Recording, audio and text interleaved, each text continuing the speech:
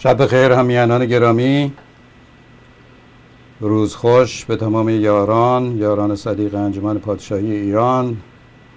امروز آدینه نخستین روز اردیبهشت ماه 6376 شاهنشاهی که برابر با همان 1391 معاویه‌ای، به خاطر اینکه مبدأش تاجگذاری معاویه است و حتی اسلامی هم نیست، برابر با 20 آوریل 2012 میلادی. جمشید شاهرمهد هستم در خدمت شما در ادامه بحث و گفتگویی که لازم میدونیم در دوران کنونی مبارزاتی به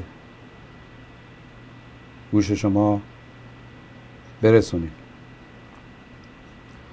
اشم وهو و هیشتم استی هوشتا استی هوشتا احمایی هیت اشایی و هیشتایی اشم. این چیزی است که موبت مانترانو به درخواست او به من یاد داده که در آغاز برنامه بگم. راستی بهترین نیکی هاست. خوشبختی است. خوشبختی یا خرسندی راستی از آن کسی است که راستی یا حقیقت را برای بهترین واقعیات می‌خواهد و امیدواریم که کار ما این چنین باشه، زیرا اگر ما حقیقت را ندونیم در تلاش بیهوده‌ای دست و پا خواهیم زد که واقعیات و اتفاقات را دگرگون کنیم. تلاش بیهوده که در سمت سوی قدم بذاریم که با واقعیات تطابق نداره. صحبت ساده است، آموزه نیکوست از نیاکان ما که سوای صحبت‌های فلسفی که راستی را باید گفت و نگفت و دروغ نباید گفت و اینجور جریانات، پایه علمی داره. ما اگر واقعیات، یعنی اون چیزی که واقع شده و اتفاق افتاده رو درست تجزیه و تحلیل نکنیم، پر واضح هست که اگر اشتباهی در گذشته کردیم اون رو نیز تکرار کنیم.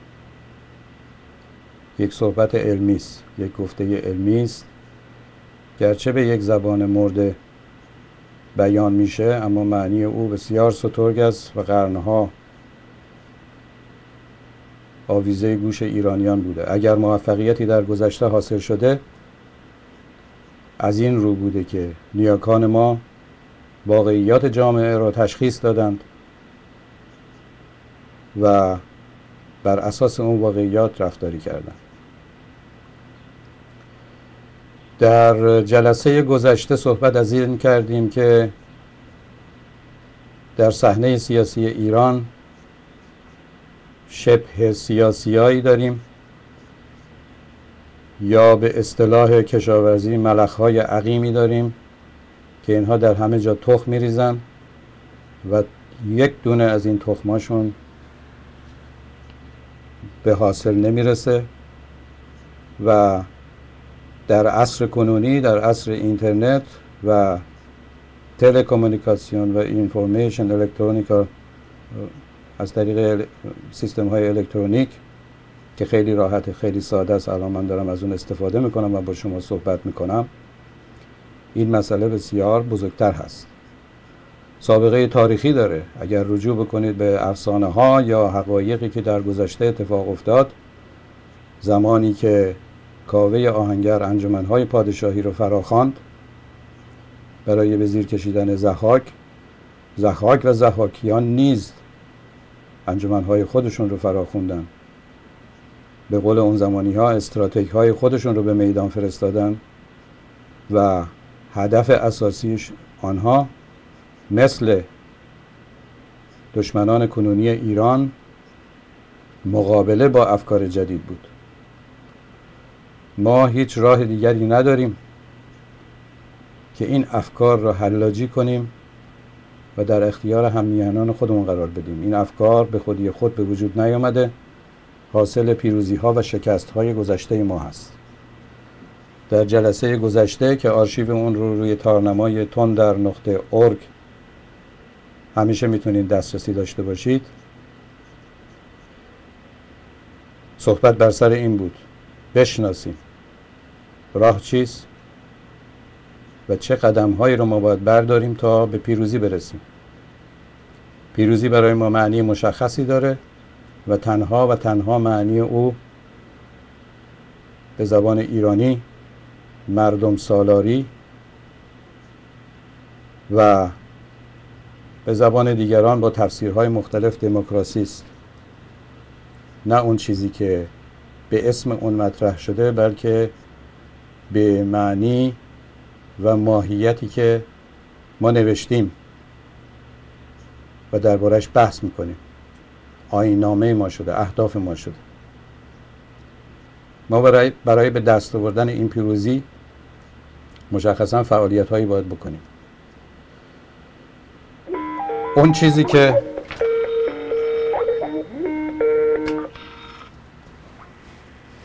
الو جانم. آقا درود بر شما. بنده از آلمان تلفن میکنم، با رادیو ترگه تماس گرفتم، درسته؟ بله قربون، من الان روی خط هستم. اگر یک ساعت دیگه زنگ بزنین در خدمت شما هستم. من الان رو برنامه هستم، دارم برنامه رو ضبط میکنم برای تلویزیون. بله جمشید هستم. یک ساعت دیگه زنگ بزنین در خدمتتون هستم. روز خوش. تا بعد. خدا نگهدار.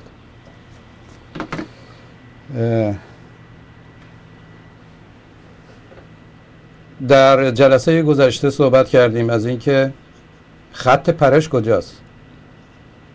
تمام داستان‌های جنبش سبز، داستان‌های راه حل‌های مبارزاتی در عرض این 32 سال که به نظر من هیچ کدوم از این فعالیت‌ها به هیچ وجه به هدر نرفته. می‌بینید سخنرانان دیگر هستن که میگن 32 سال ما در جا کوبیدیم، به هیچ وجه در جا نکوبیدیم. عده‌ای بودند و هستند و رفته رفته هم افزایش پیدا خواهند کرد که از تجربیاتشون خواهند آموخت بر اساس همین گویش اشن و هو.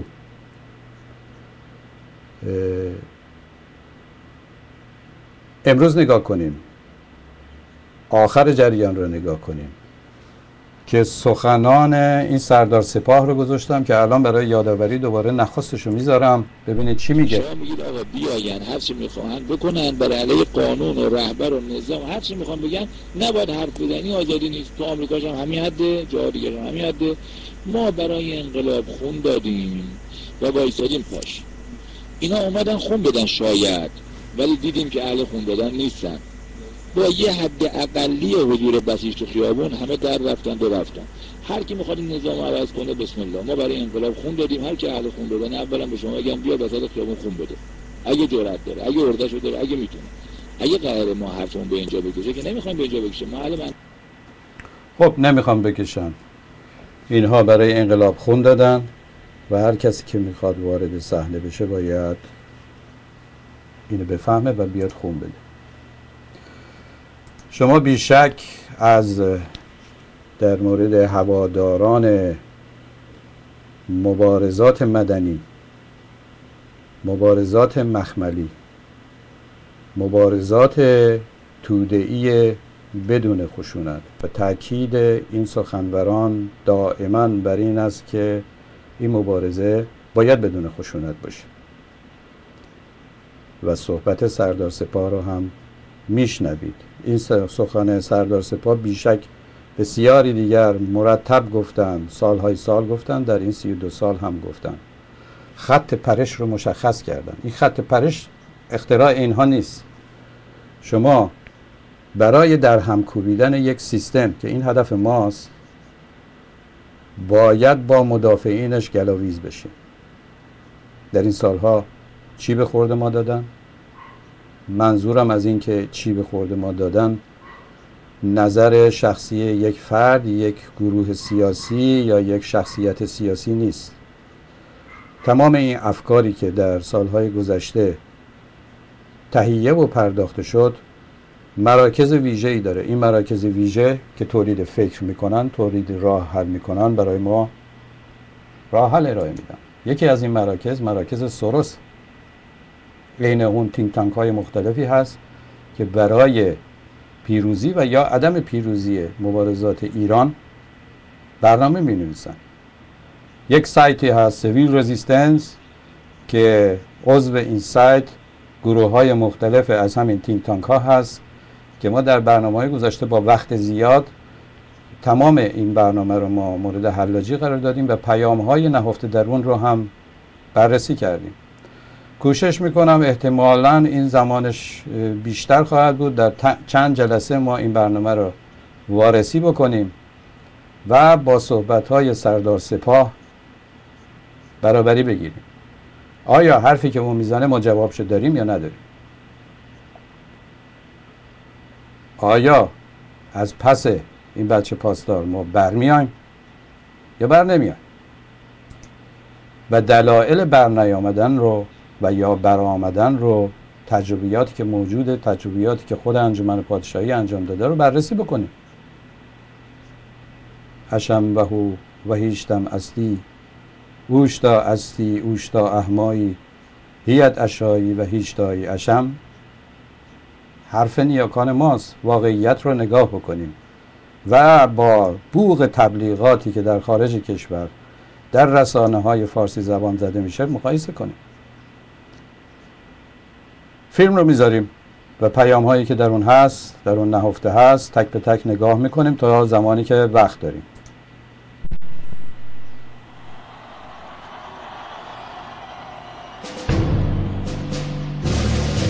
وقتی مردم سرکوب شوند چه کار میتوانند بکنند؟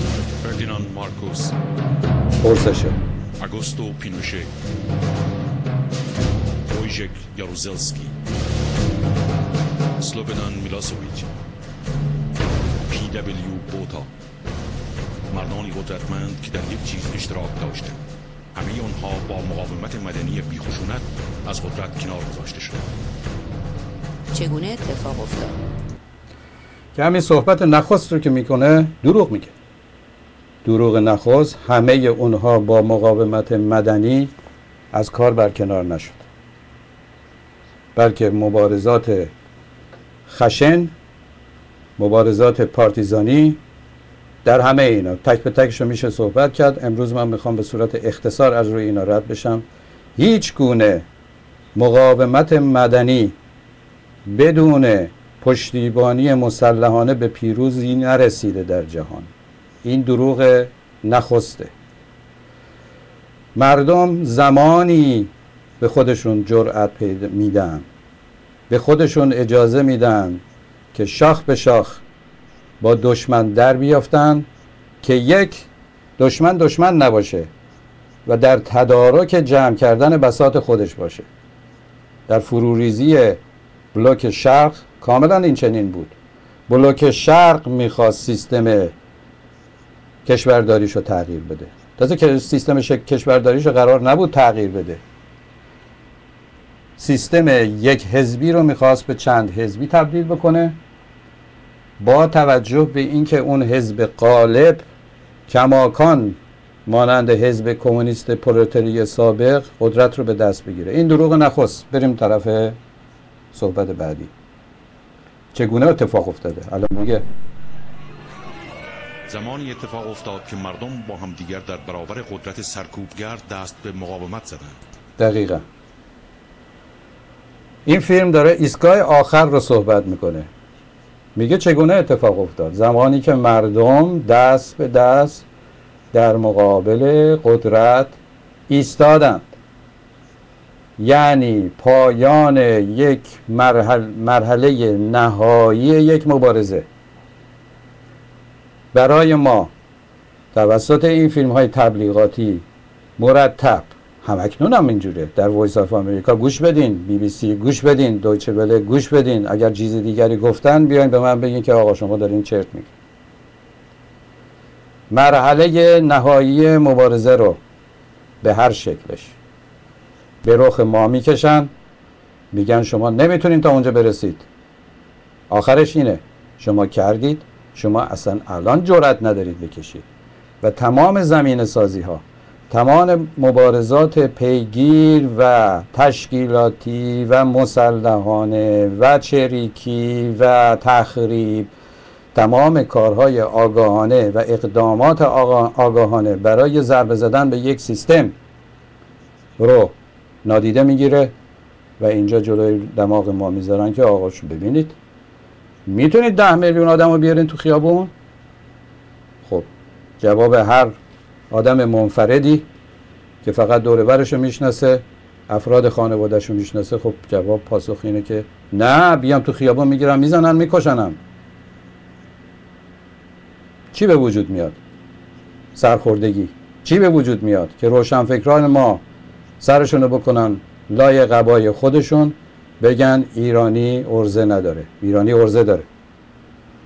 بریم قسمت بعدی.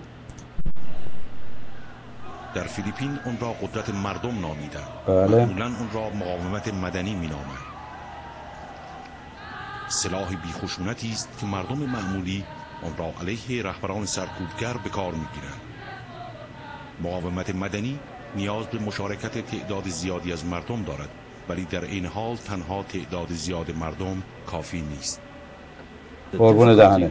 مشکل فعالیت‌های بیخشونت این است که در آنها لزومی برای نظمی شدید، آموزش، استراتژی و برنامه‌ریزی و به کارگیری افراد و سایر موارد لازم برای یک جنبش احساس نمی‌شود. مبارزات بیخشونت نمی‌تواند به طور خودجوش اتفاق بیفتد. یادتونه چه قیل قال می‌کردن در مورد جنبش سبز؟ اکثر سیاستمداران بیکاره به خصوص عامل دست بیگانه فریادشون بود این یک حرکت خوشجوشه، که نبود. درسته ممکنه سازماندهیش ضعیف بود، درسته ممکنه بسیاری اشتباه کرد، ولی به هیچ وجه خودجوش نبود. ماه‌ها بلکه سالها قبل از حرکت سبز، که اسمشو من اینطوری نمیگم، اعتراضات پس از انتخابات 10مین دوره ریاست جمهوری اسلامی ایران، این واژه درستشه، جوانان ایران کار کرده بودن، به صورت متشکل کار کرده بودن. عده‌ای از آنها که اعضای انجمن پادشاهی باشن 1-2 سال قبل از اون، زمانی که برای نخستین بار بنزین قرار بود سهمیه بندی بشه و انتظار این میرفت که شورشی اتفاق بیافته، تجربه کردن. همون تجربیات رو در جنبش سبز به کار بردن. اینجا داره میگه که به جریان خودجوش، مردم فکر میکنن که جریان میتونه خودجوش باشه، ولی هر جریان خودجوشی سرکوب خواهد شد. در ایران باید این گفته رو که اینجا درست میگه تکمیل کرد. جریان خودجوش هیچگاه به وجود نمیاد، در نطفه خفه میشه. باید سیستماتیک باشه. چگونه آغاز می شود؟ وقتی شرایط غیر قابل تحمل می شود، مردم خود را سازمان می دهند. بعضی اوقات رهبران اتحادیه ها یا گروه های حقوق بشر یا نهادهای مذهبی پیش قدم می شوند، یا همه آنها با هم دست به اقدام می زنند. مهمترین عامل در این نوع مبارزه جلب توجه دیگران است. مبارزه در گوشه‌ای که جلب توجه کسی را نکند کوششی عبث و بی‌حاصل است. اگر مبارزه می‌کنید باید تا آنجا که می‌توانید توجه مردم را به انگیزه و هدف خود جذب کنید. در آغاز بیمیلی و ترس و تصور بر شکست ناپذیری دشمن مشکلات اصلی هستند. ببینید در هر تحول اجتماعی در یک جامعه محدود مثل کشور ایران و تغییر حکومت، تغییر ساختار حکومتی یا تغییر افراد یا تعویض افراد و یا هر گونه تحولی که اتفاق میفته دو جبهه داره. جبهه مردمی که میخواهند و جبهه دولتی که نمیتواند. این تعریفش. انقلاب زمانی اتفاق میفته که مردم بخواهند و دولت نتواند. بحران به وجود میاد، نارضایتی به وجود میاد و دو جبهه به کنش و واکنش مشغول میشه. مهمترین عامل این که شرایط موجود باشه، یعنی مردم نخواهند. در این صحبت که مردم نمیخواهند یک مرز مطلق موجود نیست. اقشاری هستند که خیلی میخواهند و در جناح دیگرش اقشاری هستند که تغییراتی میخواهند.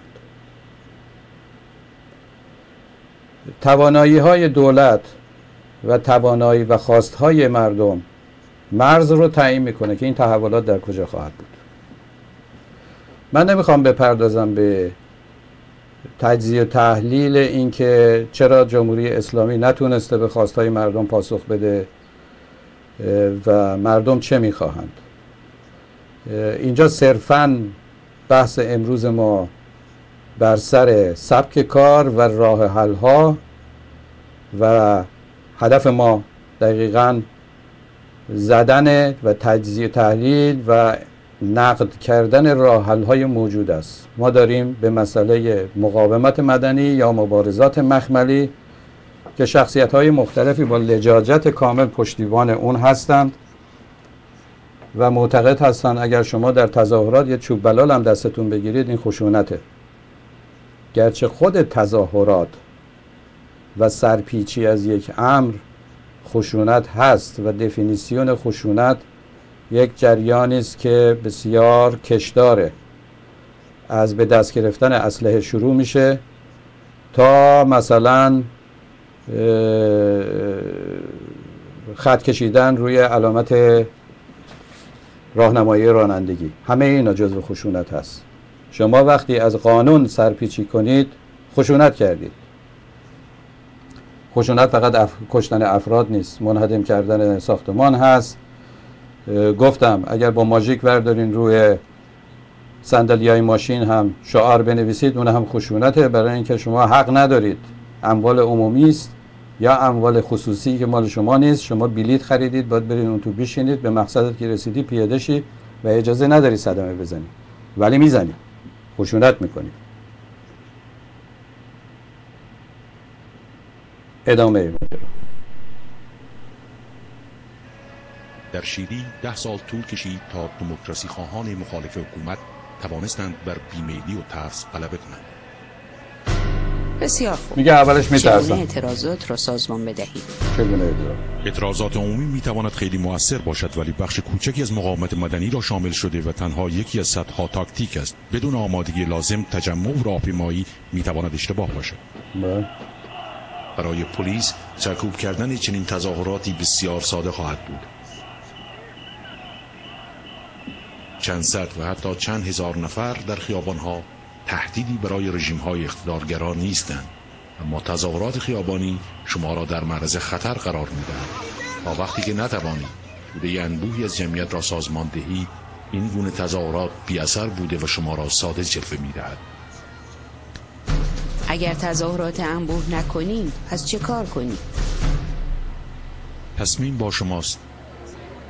انتخاب اگه تک کنیم پس چیکار کنیم؟ میگه تصمیم با شماست. راه حل‌های مؤسسه سوروس که آخر ماجرا نشون میدن آقا شما حرفش اینه، پیام آخر اینه، اگه ارزه نداری 10 میلیون بیاری بیرون پس پیشین، تصمیم با شماست. آخرش اینه که قربونت برم اگر میخوای چیزی یاد بدی بر اساس شرایط اینا اومدن به ما راه رسم مبارزه رو یاد بدن و خیلی هم پذیرفتن. سراسر مدیای فارسی زبان غیر از من حقیر که اینجا دارم براتون صحبت میکنم و این مطالب رو میگم، بقیه میگن مقاومت مدنی، انقلاب مخملی و روی سخنشون هم با کشورهای غربی ببین ما چقدر مخملی هستیم، چقدر مقاومت مدنی داریم میکنیم، پس منو ببر. چند روز پیش در واشنگتن کنفرانسی تشکیل شده بود که کنفرانس نمیدونم کی فرا خونده بود ولی صحبت هم اونجا همین بود، مقاومت مدنی، انقلاب مخملی و در ضمنش هم میگفتن که التزام به قانون اساسی جمهوری اسلامی.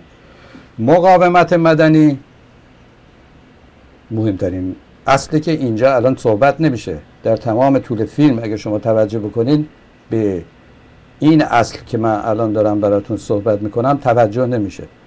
مقاومت مدنی همیشه در چارچوب قوانین موجود است. مبارزات مدنی از جمله اعتصاب کارگران، از جمله تظاهرات، از جمله امضا جمع کردن، از جمله سخنرانی‌های انقلابی، همه اینها در چارچوب قانون اساسی موجود کشور باید انجام بشه، برای اینکه قدرت قهریه در دست دولت هست و شما میخواین دولت رو تضعیف بکنید و میخواین ضعیف بکنید. برای آغاز ماجرا شما میتونید به قول این تظاهرات 100 نفره بذارید، اما تظاهرات 100 نفره باید در چارچوب قانون اساسی باشه. بحث‌های قدیمی رو من بهش اشاره نمی‌کنم که در این زمینه بحث‌های فراوان هست. داستان‌هایی که نمیدونم اسب ترویان رو ما میبریم توی همون 22 بهمن اونجا یه دفعه ول میکنیم و اینجور جریانات. وقتی که دولت مستقر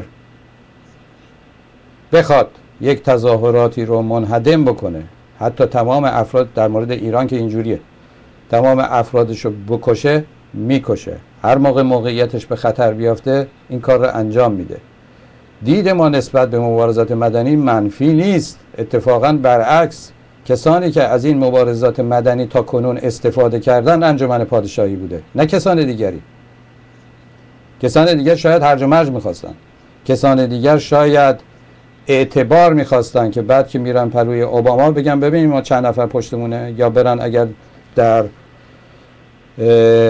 پارلمان اتحادیه اروپا با چند تا سناتور صحبت بکنن بگن که ببین ما همونیم که اونجا سود زدیم، مردم هم ریختن بیرون.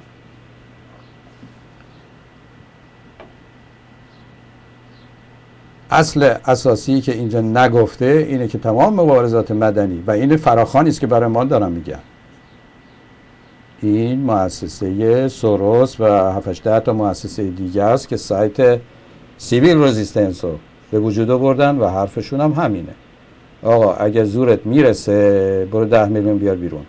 سردار پاسدار میگه چی؟ میگه ما برای انقلاب خون دادیم، هر کی میخواد بیاد جلو باید خون بده. ادامه میدیم بعد صحبت‌های خودمون ببینیم پیام این فیلم چیست. شما تقریبا نامحدود است. گفتگو، بحث و برنامه‌ریزی کنید. چه باید کرد؟ کی و چرا؟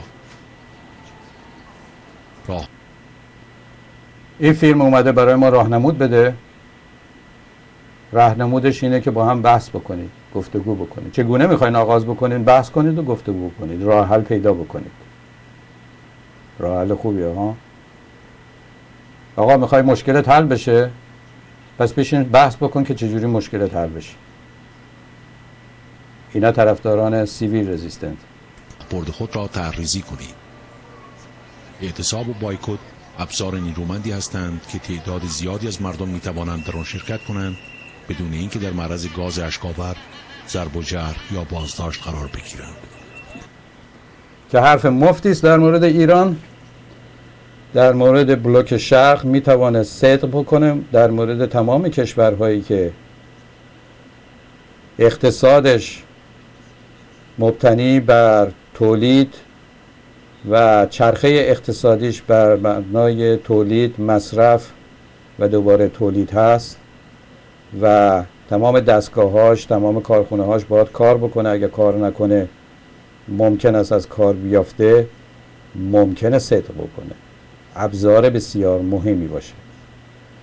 در میهن ما که تقریباً تک محصولی که همون نفت باشه، این روزها طلا بهش پیوسته، حدود 27 معدن طلا در حال حاضر در ایران استخراج میکنن، طلاشون هم میفروشن. طلا رو هم گرچه با قیمت پایین به همین اروپایی ها میفروشن. الان هم که یه مقدار تحریم ها شروع شده، شرکت های روسی و شرکت های چینی هم طلای ایران و هم نفت ایران رو میفروشن. چین کشور نفتخیزی نیست، اما داره در اروپا به همین کنسرن ها نفت میفروشه. روسیه یک مقدار نفت داره ولی الان شده صادر کننده نفت. تو اوپک نیست ولی همینجوری داره میفروشه، به قیمت ارزون هم میفروشه. این اعتصاب و تحصن و اعتراضات سلاح محکمی میتونه باشه. از نظر ما بهانه‌ای بسیار خوبی است برای بسیج مردم، اما با او نمیتونی جواب سردار سپاهو بدی. تمام مردم می توانند در جنبش مشارکت داشته باشند. کودکان، زنان، مردان، جوانان و بزرگسالان می توانند سهم خود را ادا کنند. در آفریقای جنوبی فعالین ضد تبعیض نژادی کسب و کار سفیدها را بایکوت کردند. ده‌ها هزار نفر از مشتریان خرید از منطقه سفیدها را تحریم کردند. آنها قانونی را نشکستند و خود را در معرض آزار و ایذا قرار ندادند. دقیقاً اینجا جمله رو شنیدید. در آفریقای جنوبی تحریم کردند، جنس نخریدند و چیزی که سخنور داره تاکید میکنه، قانونی رو نشکستن. مبارزات مدنی دقیقاً همینه. در چارچوب قانون موجود باید شما این کار رو انجام بدید. مقایسه بکنید با اتفاقاتی که در ایران افتاده که فرد بچه‌شون میکشن، او اجازه برگزاری عزاداری هم، مجلس عزاداری هم بهش نمیدن. جزء قانون کشوره، جزء حقوق فردی است، جزء حقوق فردی هر مسلمانی است. آقا بچه‌ت کشته شد یه جلسه ختم بگیری، اصلا یه جایی بشینی به اجازه داشته باشی گریه بکنی. تا اون حد پیش رفتن و میبینید که یه کسی داره میگه خونم داره آتیش میگیره، اون یکی میگه که خب فوتکش کن. چجوری میخوای خاموش کنی؟ بیا من بهت یاد میدم. میشینیم اینجا فوت میکنیم، اگر نشد با هم دیگه دست جمعی توف میکنیم تا این آتیش خاموش بشه. تفاوت این دو راه حل آیا خنده‌دار نیست؟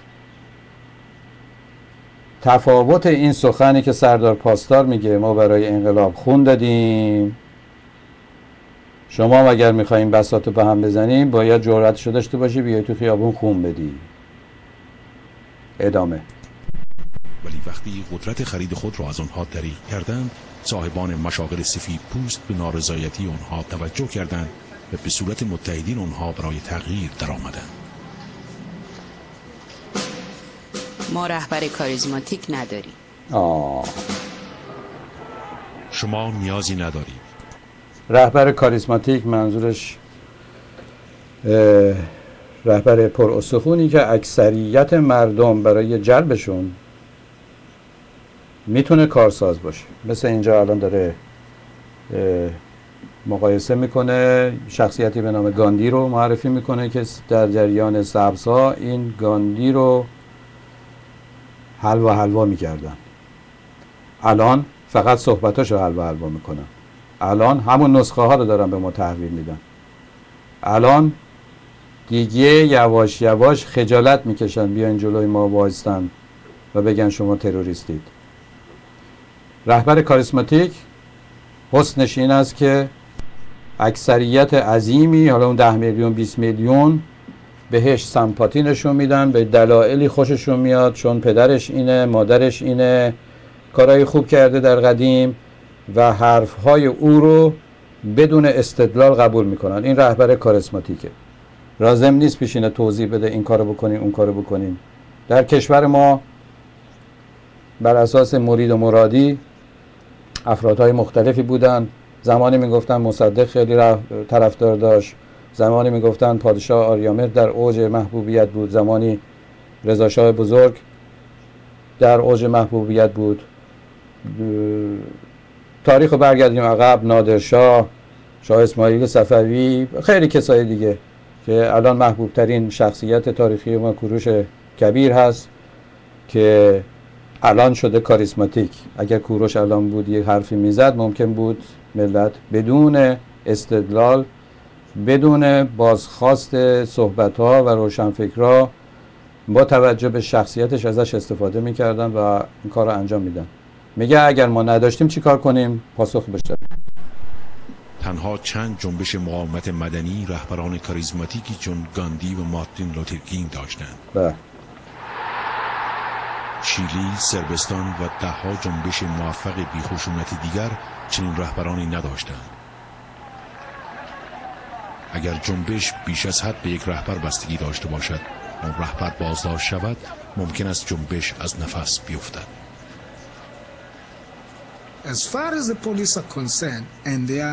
روش کار پلیس این بود که اول رهبری را هدف قرار دهد، ولی با ایجاد لایه‌های مختلف رهبری دست به پیشگیری زدیم.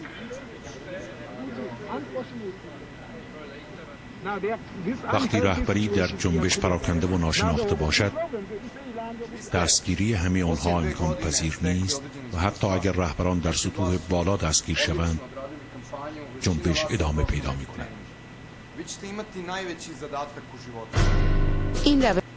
خب که حرف بسیار درستی است. این هیچ ربطی به مقاومت مدنی نداره، مربوط به سازماندهی و تشکیلات هر گروه سیاسی است، مربوط به سازماندهی مقاومت ملی است، مبارزات ملی است و در همه سطوح. یه حرف کاملا درستیه که احتیاجی به رهبران کاریسماتیک موجود نیست. اون دوران گذشته که یک نفر آدم خوب، ریش سفید، توانمند در صحنه حاضر بشه، مثلا نادرشاه، مثل رضا شاه کبیر، که اونها به این صورت نبود که یه دفعه ظاهر بشن. رضا شاه تنها نبود، افراد خودشو داشت، روشنفکران زمان خودشو داشت، روشنفکران مخالف خودش هم داشت، کاملا درسته، ولی اون اتکا کرد به روشنفکران و کارآزمودگانی که توانایی رهبری مردم رو در اون زمان داشتن. بر اریکه قدرت نشست، نه یه روزه نه یه دفعه، بلکه رفته رفته با استفاده از همین شیوه ها رفته در سطوح مختلف جامعه حرفش، کارش رخنه کرد، استخوان‌بندی اولی رو به وجود آورد، با حداقل کادرهای متخصصش کاری رو کرد کارستان و ایران رو دوباره احیا کرد. ممکنه بعضی از شنوندگان با این سخن توافق نداشته باشم، اما واقعیت این است. ما بر اساس عجم و هو کارمون انجام میدیم. واقعیات این است. به شعارها زیاد توجه نمی کنیم که پاسخ به این فیلم رهبر کاریسماتیک ما هم نداریم. دوران گذشته. اگر هم قرار باشه رهبر کاریسماتیکی وارد صحنه بشه، طولی نخواهد انجامید. اگر جنبش فقط به یک رهبر کاریسماتیک حرف درستی میزنه بستگی داشته باشه، طولی نخواهد انجامید که اون رهبر کاریسماتیک در به داغون خواهد شد و از همه طرف خواهد خورد. مسئله مدیا یک مسئله بسیار بزرگی است. اگر در مقابل اون نایستی سم او همه جا پخش میشه و این کاری است که ما داریم در مقابلش میایستیم. تعدد مراکز برای رهبری یک جنبش ملی کاملا درسته. هر چقدر این مراکز بیشتر باشن، تعدادشون افزایش پیدا بکنه و هر چقدر هم به همدیگه وابسته نباشن، امنیت اون جنبش و تداوم اون جنبش بر سر جاش میمونه. این شیوه سازماندهی است که انجمن پادشاهی سالهای سال است داره به کار میبره و همین که من الان نشستم در خدمت شما نشانه این است که ما از بین نرفتیم. 40 دقیقه صحبت کردیم، ادامه میدم. کشور من کار نمیکنن. میگه نمیشه. ممکن است حق با شما باشد و استراتژی بیخشونت علیه هر رژیمی کار نکند. تمام. پاسخ داده شد خوشبختانه در خود فیلم.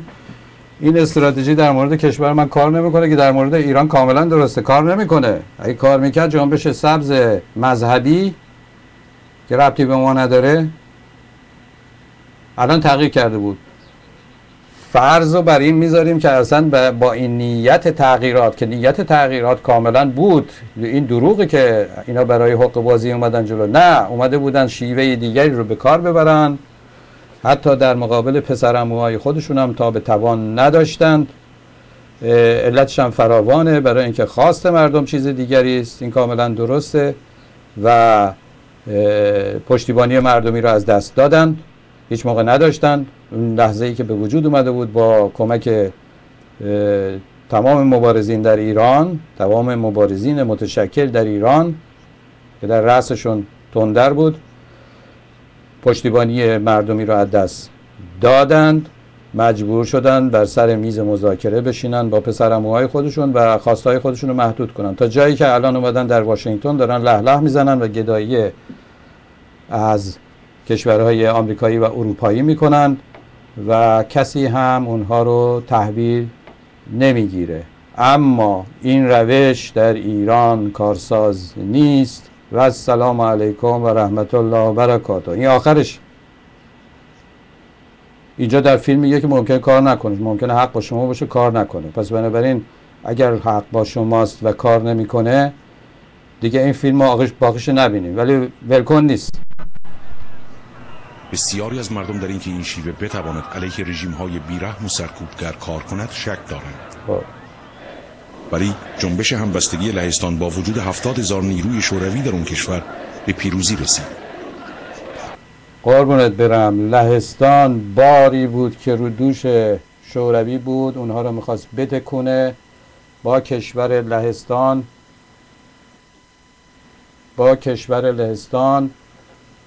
فدراسیون روسیه دهها و صدها قرارداد داشت که با فروریزش سیستم کمونیستی در اونجا وابستگی لهستان کماکان به فدراسیون روسیه، که البته حساب کتاباشون زیادم درست از آب در نیامد، سر جاش میموند. هنوز که هنوز لهستان داره برای اون قراردادها پول پرداخت میکنه، هنوز دارن ضرر میبینن و این جریان ادامه داره. خود اونها میخواستن این تمام این اقمار شوروی رو بتکونن و خودشون رو مشغول به مسائل خودشون بکنن، برای اینکه خرجشون از دخلشون بیشتر بود. خود بلوک شرق میخواست تغییر بده، بنابراین مقاومت مدنی شاید اونجا کار میکرد. در جمله قبلی گفت ممکنه این روش مبارزات مدنی بدون خشونت در مورد شما کار نکنه. اما لهستان رو ببین، سربازا اونجا بودن، سربازا رفتن، داشتن میرفتن. شورای نظامی پینوشه شکست خورد.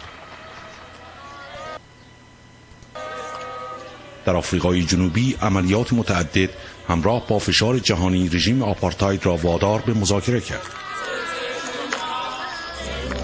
دقیقاً همینجوری بود. اونم پشتیبانای اقتصادیش رو از دست داده بود، با اون سیستم نمیخواستن کار. نجات پرستی مال قرنها پیش بوده. همه دنیا دیگه نجات پرستی رو گذاشته بودن کنار. در حقوق بشر، بیانیه حقوق بشر در سازمان ملل به تصویب همه کشورها، حتی این بحرین هم که تازه کشور شده بود رسیده بود. خب مسلمه دیگه شیوه کشورداری و زندگی در آفریقای جنوبی نمیتوانست بر اساس آپارتاید و نژاد پرستی قرار بگیره. این مثال هایی است که به هیچ وجه به درد ایران نمیخوره. مقاومت مدنی در بسیاری از شرایط که نومید کننده به نظر می رسید به پیروزی رسید. سازماندهی‌های متعدد سبب شد که آفریقای جنوبی دگرگون شود. این سازمان‌ها به دولت فشار آوردند و در نهایت به تغییر انجام. منظور من این است که رژیم مات شد و در بنبستی گرفتار آمد که دیگر نمی‌توانست واکنشی داشته باشد. اگر رژیم دست به خشونت بزند چه باید کرد؟ تا زمانی که پلیس و نیروهای امنیتی بر اوضاع کنترل دارند انتظار خشونت داشته باشید. و سلام. دشمن شما به این سادگی تسلیم نمی شود. نشد. هر چیزی که با استفاده از خشونت به دست بیاد باید با خشونت همون رو حفظ کرد. این داستانی است که تو سر ما میزنن. احتمالاً هفته در بخش بعدی صحبتمون درباره اون صحبت خواهیم کرد. اشاره خواهیم کرد به صحبت‌های همین رهبران جنبش سبز که به دروغ میگن هر پیروزی که با خشونت به دست بیاید با خشونت هم باید حفظ بشه. دروغ محضه. به همین دلیله که ما خشونت را قوت گروه ضعیف می‌نامیم. آنچه از طریق خشونت به دست بیاد برای نگهداری آن باید به خشونت متوسل شد.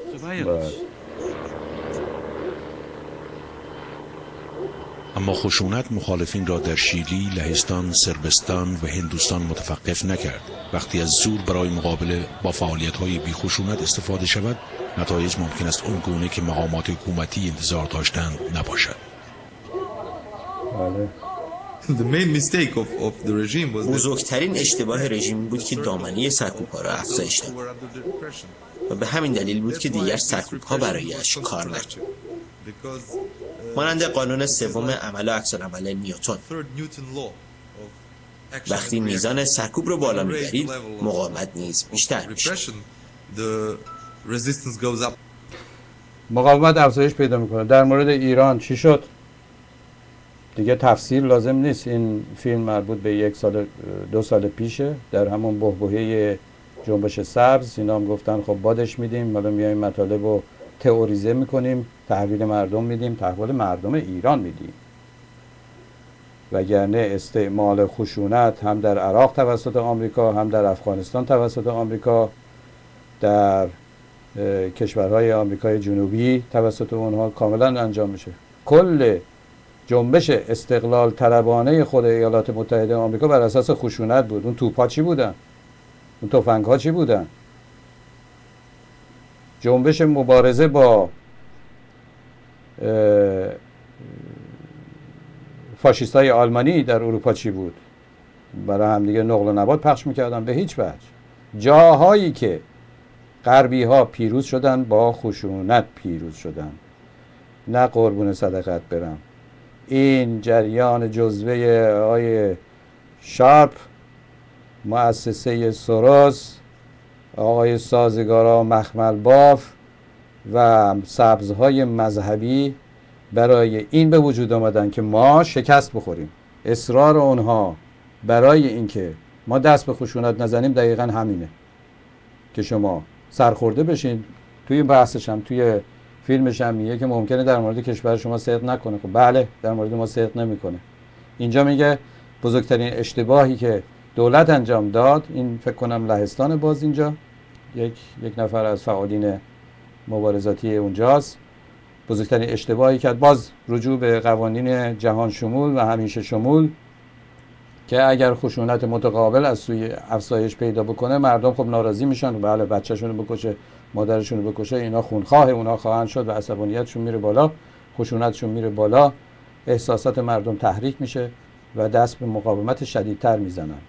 ولی چنانچه این مقاومت شدیدتر سازمان یافته و در خور مقابله دولتی باشه.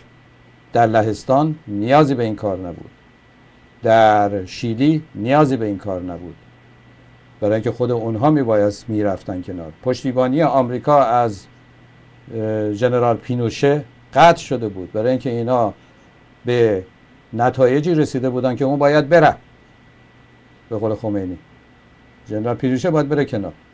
مقاومتی که ژنرال پینوشه کرد برای افسران خودش بود که اینا نباید محاکمه بشن، تا اینقدر سال نباید محاکمه بشن، به خاطر مقاومت در مقابل مردم نباید محاکمه بشن، که این قراردادم استفاده کردن. بعدها مبارزین شیلی از یه سری تبصره ها استفاده کردن که اگر این در خارج کشور باشه، بدبخت اومده بود لندن یا انگلستان، فکر کرد همه چی خوبه، گرفتنش بردنش محاکمه کردن و به سزای اعمالش رسید. اونها راه بازی رو داشتن، اونها راه پشتیبانی ایالات متحده آمریکا از ژنرال پینوشه را قطع شده دیده بودند و به قول سیاستمداران ایرانی ساکن واشنگتن چراغ سبز رو گرفته بودند. ربطی به مقاومت مدنی نداشت. البته این فیلم در زمانی درست شده که مصالحه ها و گفتگوها با سران ملی مذهبی انجام شده بود. شما برین جلو، ما پشتیبانی ما داریم. اگر نتوانیم رژیم را ترغیب به عقب نشینی کنیم چه باید کرد؟ ترغیب کردن در مقاومت مدنی جایی ندارد. شما نمیتوانید به وجدان دشمن خود متوسل شوید. هدف شما باید این باشد که هزینه سرکوب را آنقدر بالا ببرید که برایش دیگر قابل تحمل نباشد. کاملا درسته، حرف دقیقی است. تحمیل هزینه اقتصادی یک روش موثر است. روال زندگی معمولی را مختل کنید که در ایران فایده نداره. همین الان زندگی مختل هست. آقا جون، مهندسین دکترا دارن تاکسی رانی میکنن، مسافر کشی میکنن، نون ندارن بخورن، وضع خیلی شدیده، وضع خیلی خرابه. مهم نیست برای اینا. هزینه رو باید ببری بالا، کاملا درسته. هزینه، ولی در مقابل چی؟ هزینه متقابل. اگر بتونی در اون سطح ضربه بزنی به رژیم، کاملا درسته. اگر ضربه پذیر در این سطح باشه.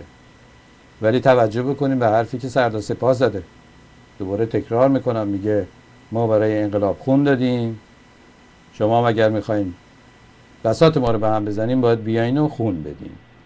ادامه بدیم. وقتی مقاومت کنترلی بر اوضاع ندارد. وقتی رهبران اعتبارشون را پیش مردم از دست بدهند، نافرمانی و مقاومت ساده تر می شود. دست انداختن و حذف کردن روش بسیار موثری است. کاری کنید که رژیم احمق و بی‌کفایت جلوه کند، ولی هر کاری که می خواهید بکنید به استراتژی نیاز دارید.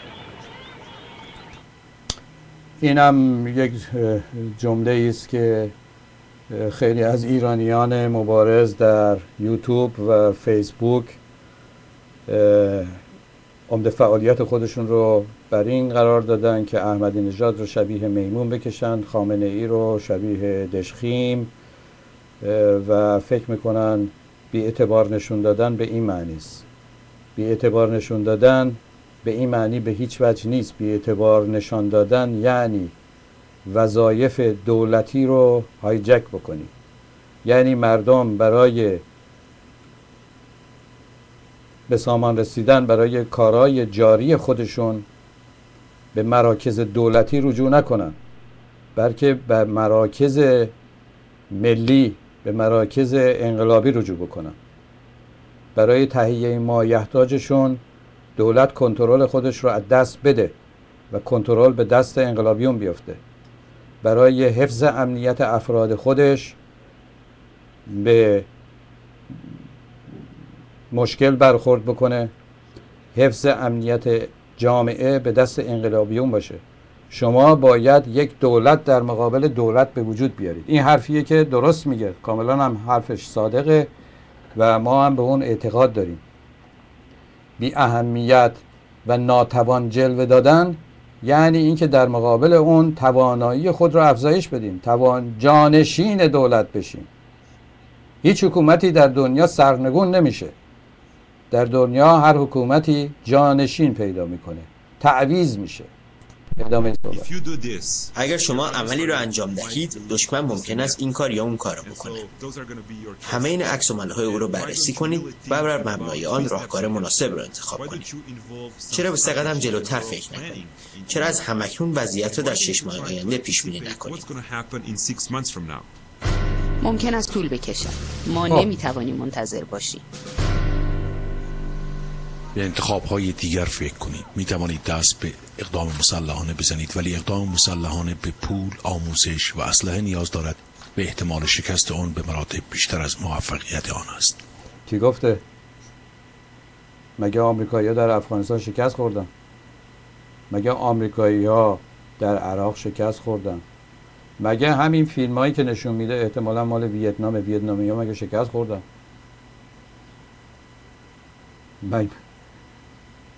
همه اونا پیروز شدن. کی میگه این ادعا را از کجا آوردین؟ شما میتونید دست به اقدامات مسلحانه بزنید. پول میخواین؟ بله. اعتصاب هم پول میخواد. اسلحه میخواین؟ بله. وقتی پول باشه اسلحه هم هست. اسلحه حتما نباید مسلسلای آکبند از آمریکا باشه. اسلحه همه جور هست. باید میخوای ضربه بزنی به نیروهای قهریه دشمن، میتونی بزنی.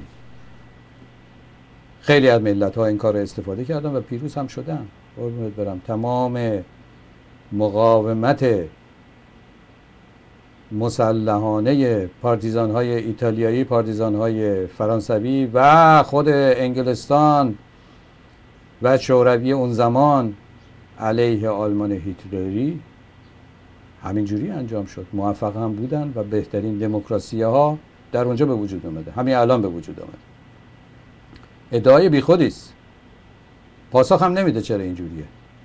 دست به اسلحه نبرید. از این کارا نکنید. ما ناراحت میشیم. این پیام این فیلمه. چند دقیقه دیگه مونده. فکر میکنند که مقابله با خشونت به کار بردن خشونت است. اما این ایده اساساً مطرح نبود. ما حمایت لازم، ظرفیت و توانایی اجرایی آن را نداشتیم. تنها راه باقی مانده اقدامات متعدد مسالمت‌آمیز و سازماندهی جامعه بود. می توانید به امید تحریم و مداخله سایر کشورها صبر کنید، اما نمی توانید در مورد کاری که سایرین انجام می دهند کنترلی داشته باشید. شما مردم که بیش از همه ذی‌نفع هستید می توانید تصمیم بگیرید که چه کاری باید انجام داد بدون اون که منتظر کسی دیگری بمانید. مقاومت مدنی گسترده کارنامه بسیار بهتری از اقدامات مسلحانه دارد و سازماندهی مقاومت توده‌ای میراثی دموکراتیک است که می تواند به مراتب نتایج دموکراتیک بیشتری داشته باشد. این بحث دموکراتیک هم اجازه بدیم فیلم تا آخر برم ادامه میدیم، بگیم دموکراسی اصلا یعنی چی. چگونه پیروز میشوی؟ شرایط متفاوت اما مبانی مشترکند. 3 اصل لازم را از یاد نبریم: اتحاد، برنامه‌ریزی و انضباط مبارزات بیخشونت. هیچ مبارزه بدون رعایت این 3 اصل پیروز نشده است. هیچ حاکمی نمیتواند حکومت کند اگر مردم سرپیچی کنند، به سر کار نروند، مالیات نپردازند و آنچه انتظار میرود انجام ندهند. زمانی که نیروهای امنیتی سرپیچی کنند و وفاداری آنها متزلزل شود، قدرت اقتدارگرایی دیری نخواهد پایید. اگر مردم به تعداد کافی نافرمانی و اخلال کنند، قدرت تغییر میکند. در وفاداری پلیس و ارتش شکاف ایجاد شده و تغییر امکان پذیر می شود. هدف شما این است که شکاف ایجاد کنید و از آن بهره برداری کنید. چگونه می توانیم بیشتر در این باره بیاموزیم؟ فرا گرفتنی ها بسیار است. با منابع این سایت که لینک به نوشته و کتاب و فیلم به زبانهای مختلف دارد شروع کنید. خیلی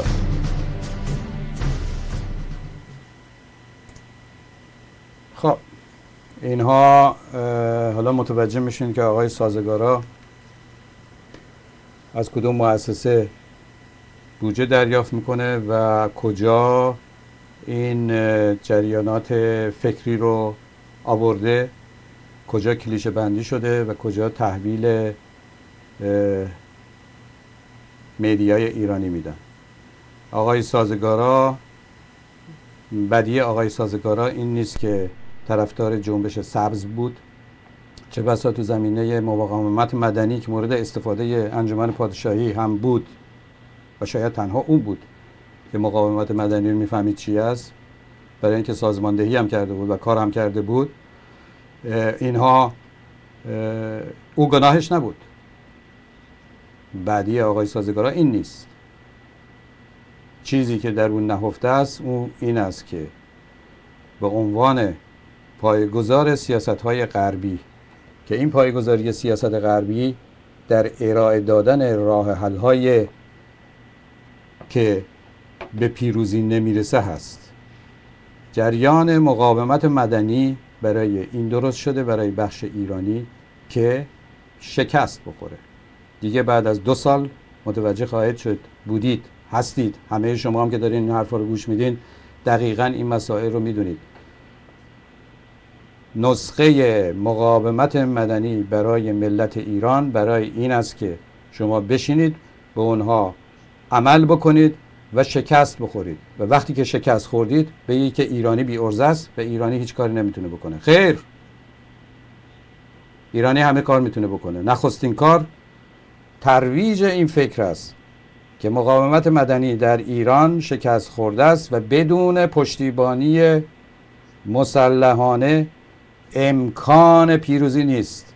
ما میدونیم دموکراسی یعنی چی، ما میدونیم آزادی یعنی چی، ما میدونیم چگونه مراکز متعدد رهبری باید به وجود آورد و به وجود آمده است و ما کار خودمون رو میکنیم. به انجمن پادشاهی ایران بپیوندید، غیر از او راه دیگری نیست. این مزخرفات رو باید انداخت دور. پاینده ایران، برقرار آیین ریشه‌ای و کوبند تندر تا روز یکشنبه. بدرود.